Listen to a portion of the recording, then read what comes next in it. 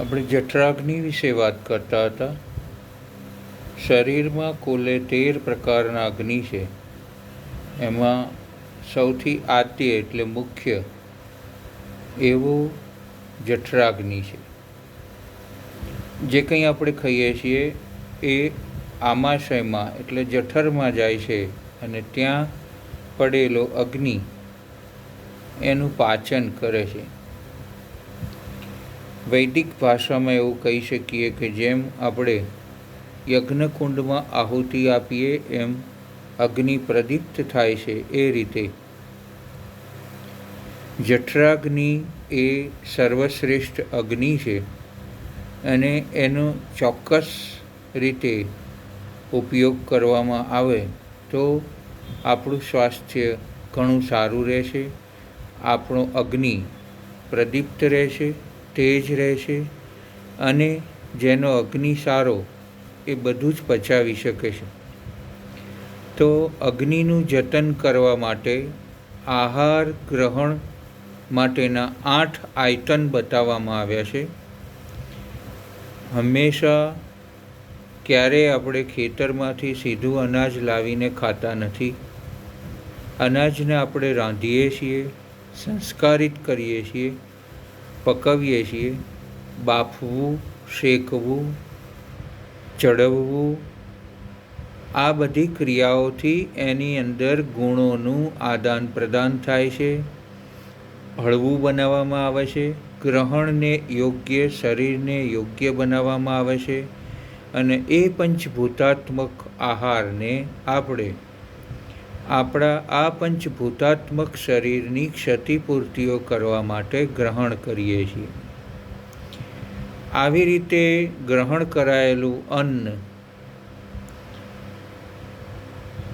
સંન્યાસી લોકો દિવસમાં એકાદ વાર અન્નનું ગ્રહણ કરે છે.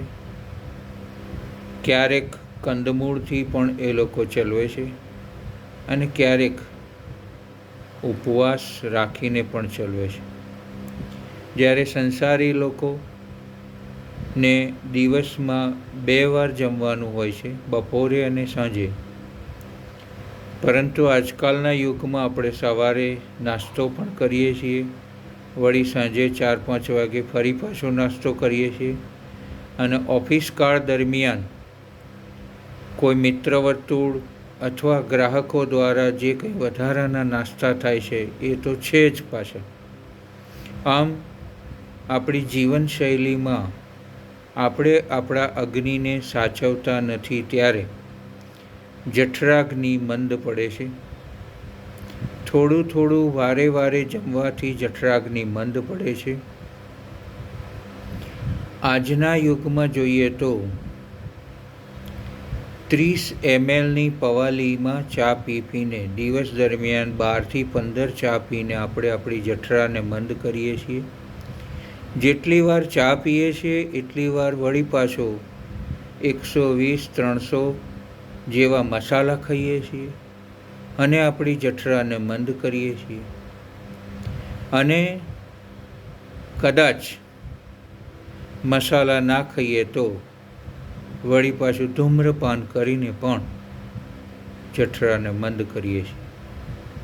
આમ જાતે કરીને આપણે આપણા સ્વાસ્થ્યની ગો ખોદીએ છીએ, સ્વાસ્થ્યનું રક્ષણ કરતા નથી અને અગ્નિને મંદ પાડવાના જ પ્રયત્નો કરીએ છીએ. એને પ્રદીપ્ત કરવા વિશે તો વિચારી શકતા જ નથી, પરંતુ દેખાદેખી, આંધળું અનુકરણ અને કુંઠિત થયેલી બુદ્ધિના પ્રભાવે આપણે આપણી જઠરાને મંદ કરીએ છીએ. તો મિત્રો, આ દિશામાં થોડુંક ઊંડાણપૂર્વક વિચારીએ, સમયસર ભોજન લઈએ, શક્ય હોય તો 1 વાર ભરપેટ જમીએ, સાંજનું અલ્પાહાર રાખીએ, શક્ય હોય તો બાફેલા અનાજ વધારે ખાઈએ અને એવી રીતે સુસંસ્કારિત કરીએ કે આપણી પ્રકૃતિમાંથી વિકૃતિનું સર્જન ના થાય એ રીતે આહારનું ગ્રહણ કરીએ એવી અપેક્ષા રાખી અહીંયા વિરામ લઈશું. જય ધન્વંતરી.